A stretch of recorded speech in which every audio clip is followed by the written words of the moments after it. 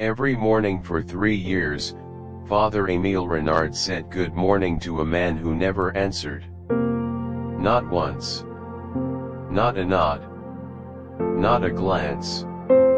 Not the small, involuntary acknowledgement that passes between two people who have seen each other enough times to know they exist. Nothing. The man walked past the church every morning at 7:45 with his eyes on the ground and his hands in his coat pockets and his jaw set in a way that said, "I am not here. You are not here. This street does not exist." And every morning, without fail, Father Renard said, "Bonjour, Monsieur Clavel." His housekeeper thought he was eccentric. His bishop thought he was wasting time that could be spent on people who wanted saving. Father Renard thought it was the most important thing he did all day. He couldn't have told you why. Not precisely. It was something about the set of that jaw. Something about the way Henri Clavel moved through the village as if he were carrying something very heavy and had decided, long ago, that no one was allowed to help him with it. Father Renard had been a priest for 31 years. He knew that particular kind of weight. He kept saying good morning. Henri Clavel was 44 years old and had lived in the village of Saint Médard his entire life. He ran the grain mill his father had left him. He had a reputation for fair dealing and a shorter reputation for being the kind of man you did business with and did not befriend, precise, solitary, correct in all the ways that keep people at a distance. The village knew 3 things about Henri Clavel.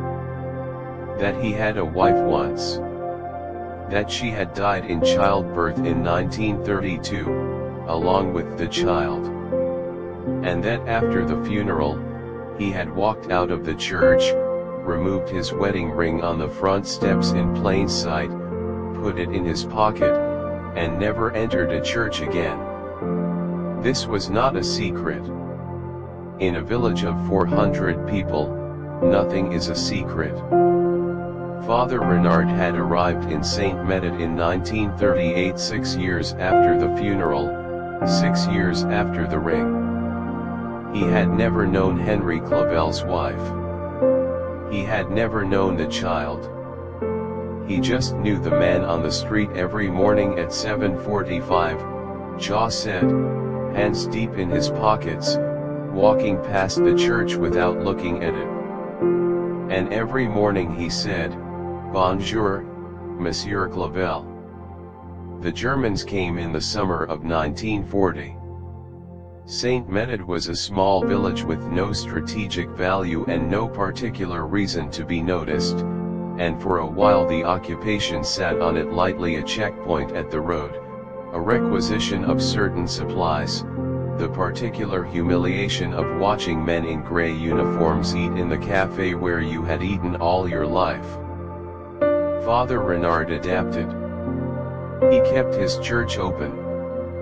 He kept his morning walks. He said good morning to Henri Clavel every day at 7:45, and Henri Clavel kept his eyes on the ground and his hands in his pockets.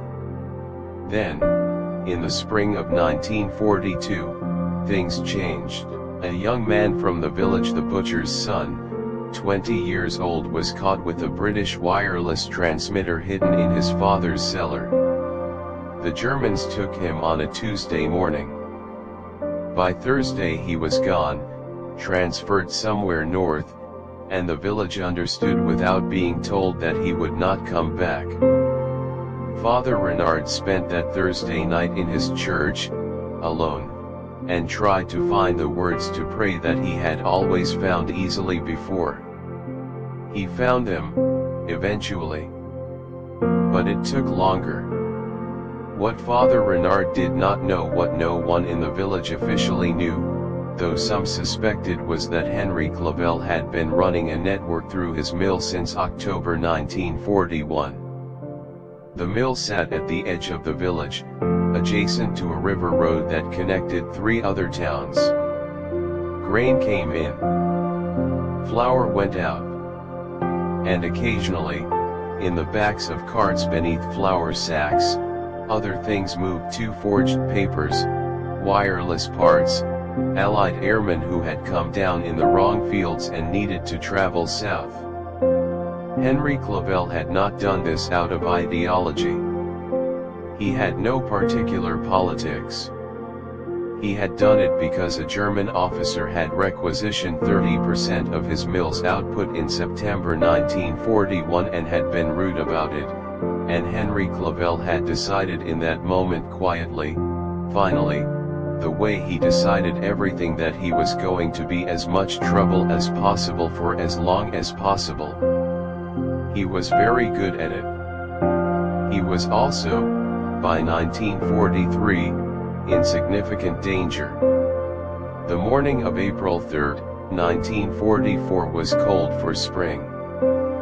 Father Renard was at his usual place by the church door at 7:43, watching the mist come off the river. At 7:45, Henri Clavel came around the corner.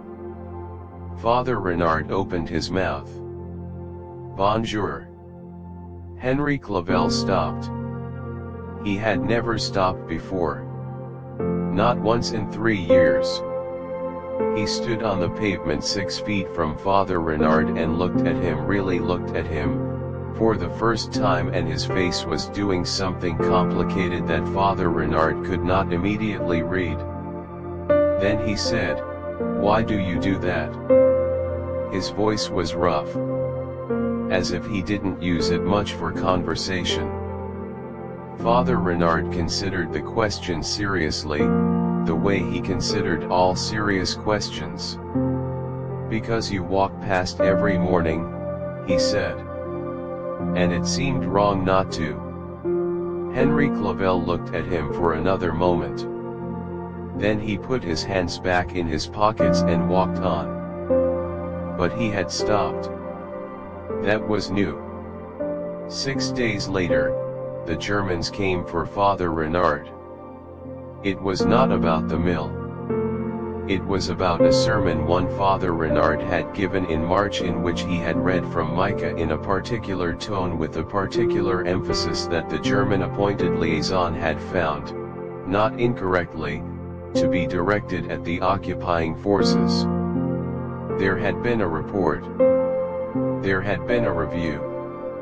And on the morning of April 9th, 2 men in gray coats came to the church and told Father Renard he was coming with them. He took his breviary. He left his housekeeper a note about the altar candles. He walked out of his church and into a truck and was driven north to a transit facility outside Lyon. He was 61 years old. He thought, with some clarity, that he would probably not see Saint Médard again. The facility was a collection of stone buildings behind wire, built originally as a barracks and repurposed with the minimum necessary modification. There were perhaps 80 men inside when Father Renard arrived. French civilians, mostly, arrested for reasons that ranged from documented resistance activity to the wrong word said to the wrong person at the wrong time. Father Renard found a corner and established himself in it. He set his offices quietly in the mornings. He listened to the men around him, their fear, their anger, the particular despair of men who have been removed from their lives without explanation and deposited somewhere cold to wait. He could not do much. He did what he could. He was there for 19 days. On the morning of the 20th day, a guard came and told him someone was asking for him at the outer office. The man waiting in the outer office was not wearing a German uniform. He was wearing civilian clothes, work clothes, a miller's clothes, with flour dust still in the creases of his jacket that he either hadn't noticed or hadn't bothered with. He was 45 years old and he had the jaw of a man who had made a decision and was not going to discuss it. He had, it would emerge, spent 19 days calling in every favor the Mills network had accumulated over 3 years of careful, dangerous work. He had information on 3 German officers that he had been holding back for an emergency. This was the emergency. The paperwork was in order. The commandant had been persuaded. Father Renard was released. They walked out of the facility together into the spring afternoon. A truck was waiting on the road. They drove for 20 minutes in silence. Then Father Renard said, "Why did you do that?" Henri Clavel kept his eyes on the road. A long time passed. Then he said, "You spoke to me every morning for 3 years." Father Renard waited. "My wife," Henri Clavel said. And stopped. "Tried again. After she died. I stopped, I couldn't." He stopped again. His hands on the wheel were very still. "There was a long time when I thought if one more person looked at me with that face, that sorry face, that God has a plan face, I would." He didn't finish the sentence. "You never had that face," he said instead. "You just said good morning. Every day. Like it was enough to just still be here. Still be on the street. Still be a person." The road went on ahead of them through the spring fields. "It was the only thing that helped," Henri Clavel said quietly. "I never told you." Father Renard sat with that for a while. Then he said, "You didn't need to." Henri Clavel said nothing. They drove the rest of the way in silence, which was, between the two of them, its own kind of conversation. Father Renard returned to Saint Médard in the summer of 1944, 3 weeks after the liberation. The church was intact. His housekeeper had kept the altar candles in good order. On the first morning, he walked to his place by the church door and stood there in the early light, watching the mist come off the river. At 7:45, Henri Clavel came around the corner. He walked toward the church with his hands in his coat pockets and his eyes on the ground. He stopped in front of Father Renard. He looked up.